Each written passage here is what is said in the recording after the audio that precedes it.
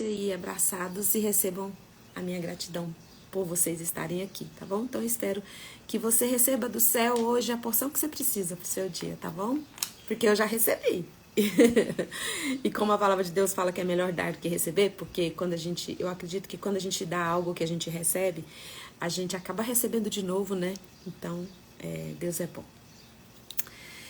Isaías 61, 7. Em lugar da vossa vergonha e em lugar da vossa humilhação, exultareis na vossa porção, por isso, na sua terra, possuirão o dobro e terão perpétua alegria. Eu estava lendo esse texto aqui e lembrei, sabe de que eu lembrei, gente? Hoje eu estou um pouco saudosa. Eu lembrei do bolo da minha mãe. Eu vou falar um negócio aqui que você vai achar que eu tô achando que eu tô falando uma coisa muito espetacular. Mas o bolo da minha mãe é o melhor bolo do mundo. Era, né, que ela não faz mais bolo. Morreu, né?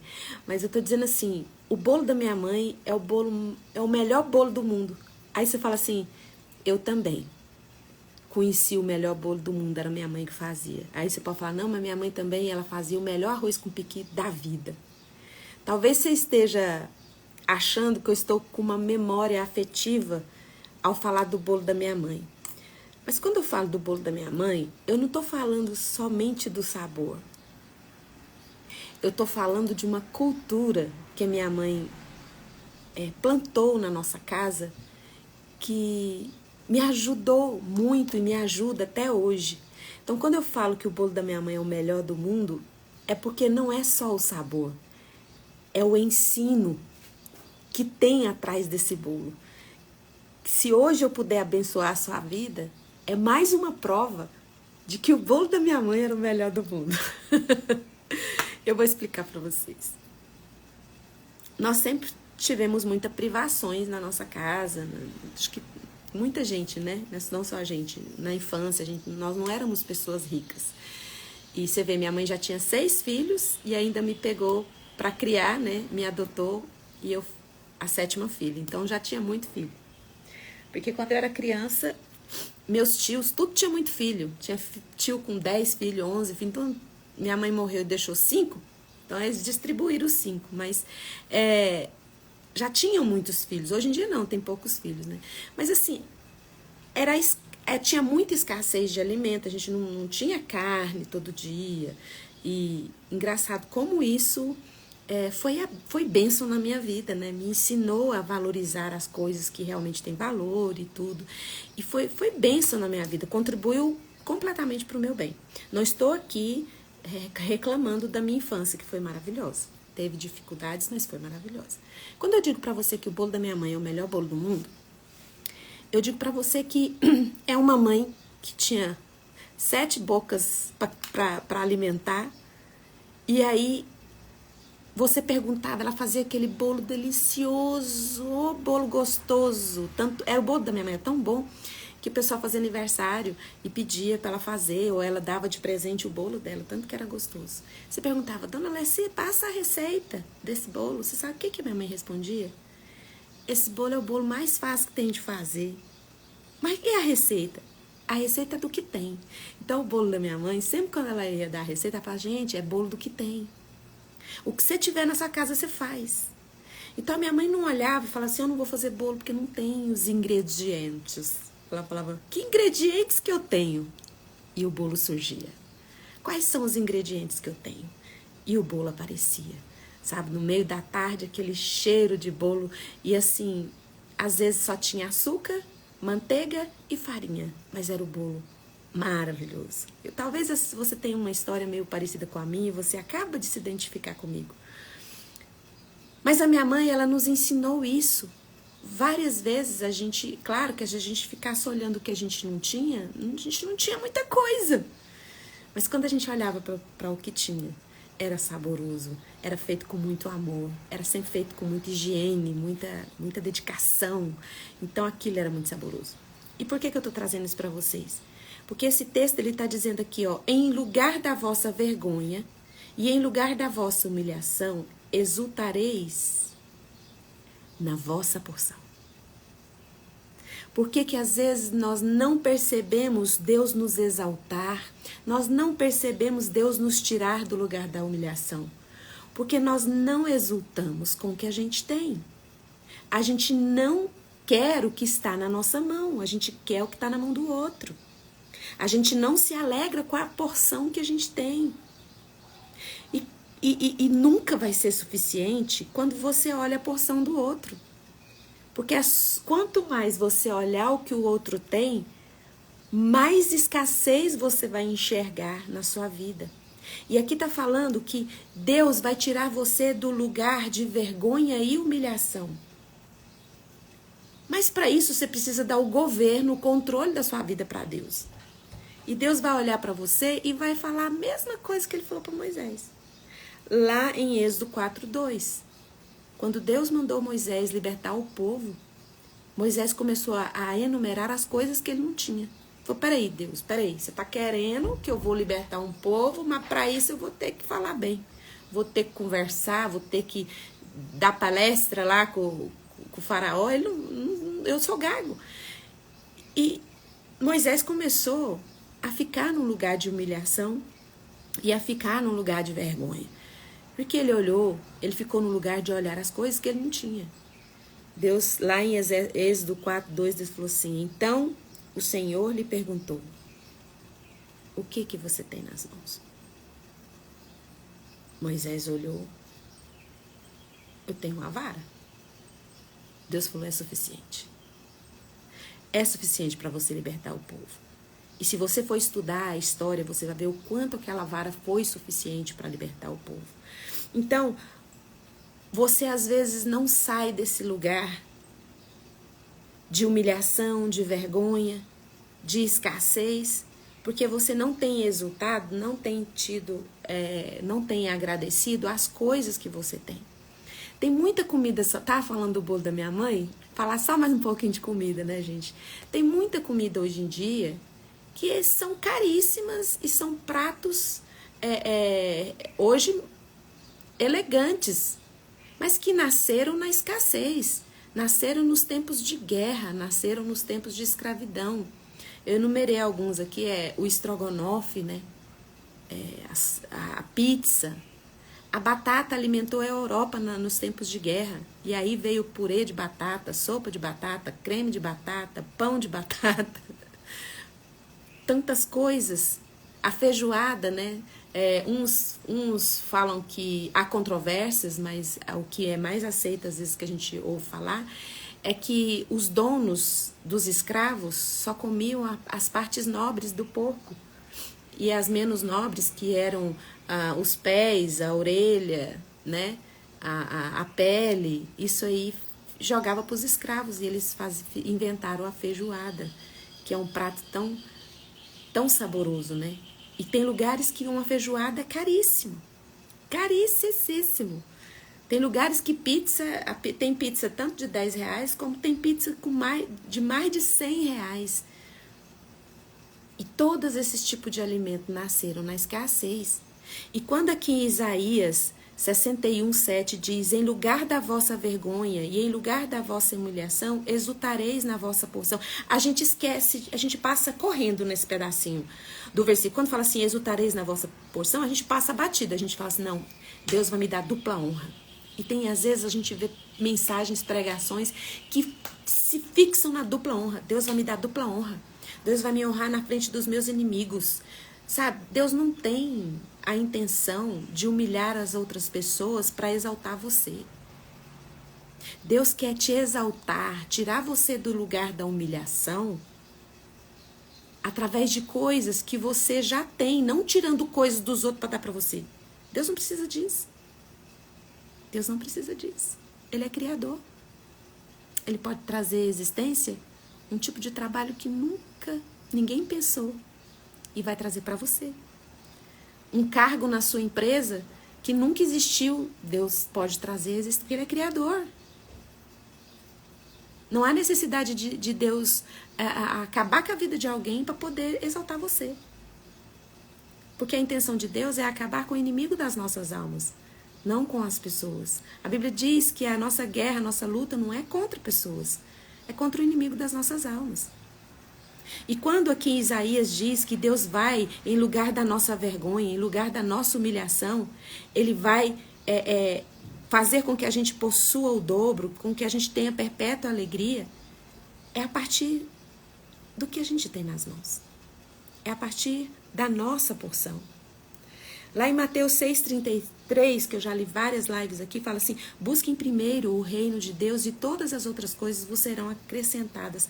Às vezes você fala assim, você pensou, vou buscar, vou orar, Fernanda, mas eu tenho buscado. Eu tenho orado e ainda Deus não me deu. E ainda não chegou a minha oportunidade. E ainda eu estou nesse lugar. Sabe por que você está nesse lugar? Porque a bênção que Deus dá para você, ela enriquece, ela não acrescenta dores. Está lá em Provérbios 10:22. Mas por que as minhas dores têm sido acrescentadas? Porque quem está governando os seus dias, quem está governando suas emoções, quem está governando seu coração é você. Porque você aumenta suas dores, você acrescenta suas dores quando você não olha para as suas mãos, para o que você tem, e a partir daí entender que Deus vai apenas potencializar o que você tem na mão, o que você já tem. Só que você não consegue enxergar o que você tem porque você está olhando para fora de si, para o que o outro tem, ou para o que o outro me fez. A nossa função é liberar perdão para a galera e orar, o resto é com ele. O resto é com Deus. E se concentrar na sua porção, no que você tem. Lá em Romanos 8:28 fala que todas as coisas Deus vai fazer contribuir para o seu bem. Então sai desse lugar.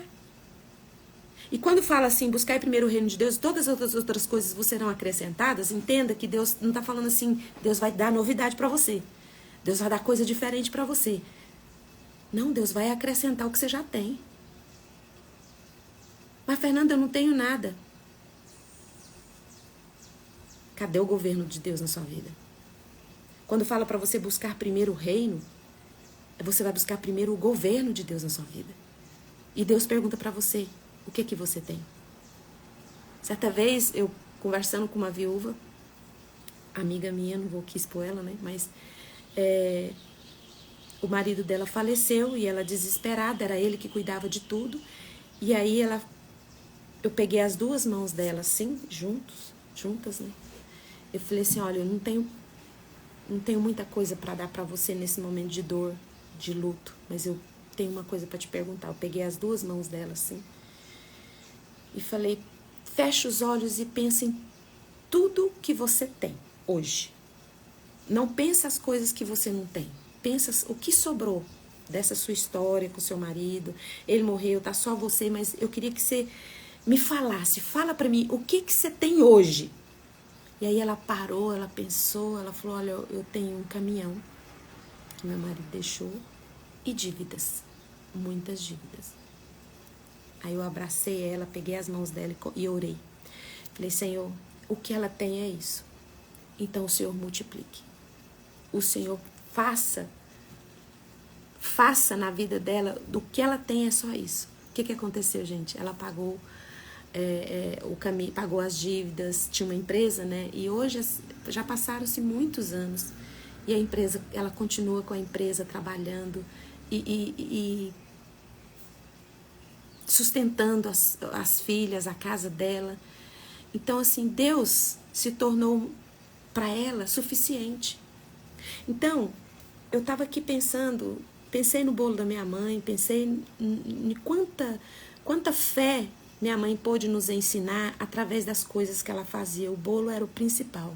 Quando eu disse que o bolo da minha mãe é o melhor do mundo, e se você fosse pedir a receita, ela falava do que tem.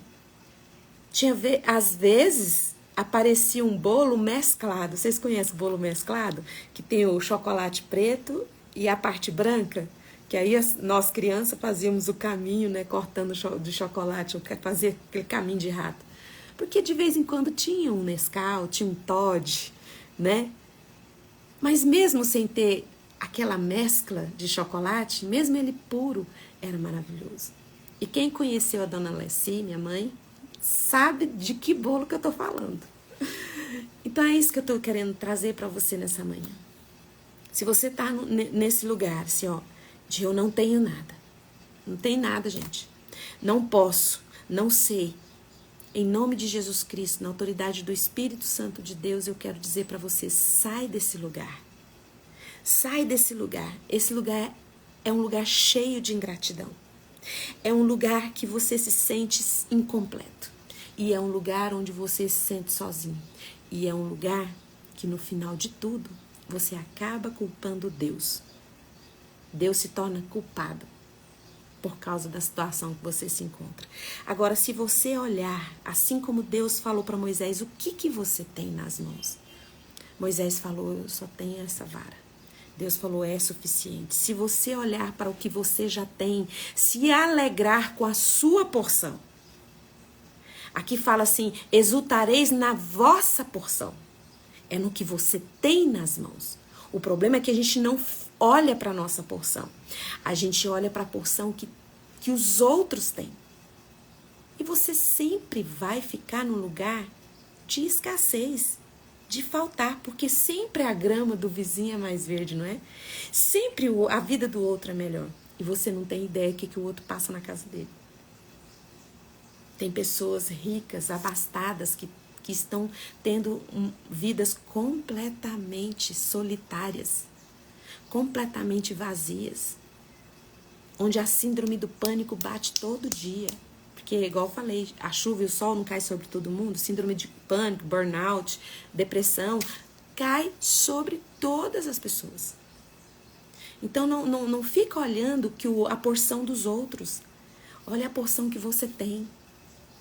O que você tem nas mãos. Deus quer que você se exulte, que você se alegre com o que você tem nas mãos. Tem pessoas que o casamento acabou, né? Teve que se separar e olha, acha que perdeu tudo. Você não perdeu tudo. Se você tem Deus, Deus vai fazer você fazer o melhor bolo do mundo com o que você tem. Quem estava no início da live sabe o que eu estou falando. Porque a sua porção, ela é a melhor do mundo. Deus quer trabalhar na sua porção, na sua vida, porque é a melhor do mundo. Sabe, às vezes você olha para os seus filhos e pensa, eu não fui uma mãe boa. De quem é os filhos? São seus? E saiba que você é a melhor mãe que seus filhos poderiam ter. Ah, eu não sou um bom pai. De quem são os filhos? São seus? Sua porção é a sua porção que Deus te deu. Você é o melhor pai que seus filhos poderiam ter. E seus filhos são os melhores filhos que eu e você poderemos ter. Quando a nossa porção é para se alegrar na nossa porção, na sua porção. A Ceissa está dizendo, como a palavra da semana passada, o Senhor alarga as minhas tendas, prospera aquilo que eu já... Isso, Ceissa! Tá atenta às minhas lives, né? Obrigada pela contribuição. É isso. É o que você já tem. Sabe, às vezes, quantas vezes a gente olha para os nossos filhos e fica assim, aflita, angustiados, porque os nossos filhos estão fazendo escolhas que a gente não concorda, e um negócio você vê, você fala, já fui artista desse circo, vai dar ruim. Não se preocupa. Se agarra ao que você tem. Faça o que você pode com o que você tem. O que você não pode fazer com o que você tem é com Deus, não é com você. É responsabilidade de Deus, não é sua. A sua responsabilidade é se alegrar e se exultar com a porção que você tem. O resto é Deus que vai fazer. O que você não conseguir fazer com a porção que você tem é responsabilidade de Deus. E Deus assume a responsabilidade de tudo que Ele cria. Então, para terminar essa live, eu quero só repetir Isaías 61, 7. Com a explicação do resumo que eu já falei tudo, né? Em lugar da vossa vergonha, em lugar da vossa humilhação, exultareis na vossa porção. Às vezes você está com o olho fixado na humilhação, na derrota. Olha para sua porção. É essa porção que Deus vai acrescentar, Deus vai potencializar para que você, na sua terra, na sua porção, você possua o dobro. Porque será acrescentado, porque o governo você entregou para Deus. Busque primeiro o reino, o governo, e todas as suas coisas serão acrescentadas. Por isso, na sua terra possuirão o dobro. Na sua terra, não na terra do outro. Não na bênção do outro. É na sua bênção, na sua terra, no seu potencial. E terão perpétua alegria. Não serão insatisfeitos. Terão motivos para ser gratos o tempo todo. Porque não vai faltar plenitude, porque o Espírito Santo de Deus derrama o fruto dele sobre a sua vida. E mais, assim como um pouquinho de fermento, ele pode estragar, levedar toda a massa, assim como uma maçã podre, ela pode apodrecer todas as outras frutas. Você, no seu lugar, com a sua porção, pode receber o dobro de tudo que você já tem. Porque além de você ser abençoado, você vai abençoar a vida do outro. E é melhor dar do que receber, porque você tem dupla honra. Que Deus abençoe a sua vida, que Deus abençoe o seu dia. Coloque a mão no coração, eu vou orar por você. Pai, em nome de Jesus, obrigada pela porção que nós já temos. E o Senhor vai acrescentar o que já temos.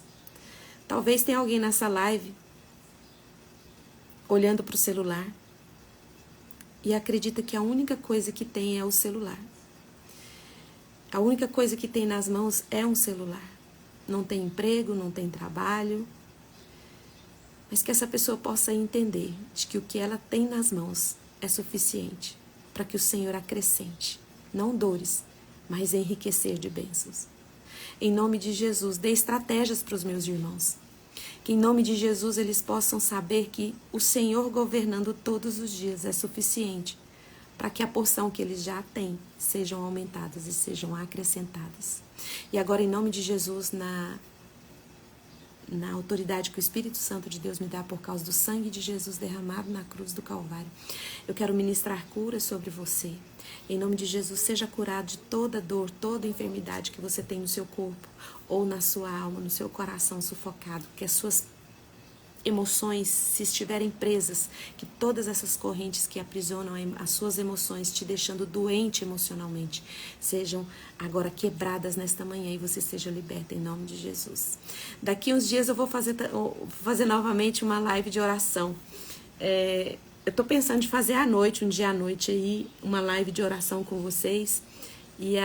Mas aí eu vou avisar vocês, tá bom? Uma live onde eu vou estar orando pelos pedidos de vocês e vocês orando comigo também, tá bom? Eu vou marcar o dia, vai ser logo, tá bom? Cheiro, até amanhã, 6h30, tchau, tchau.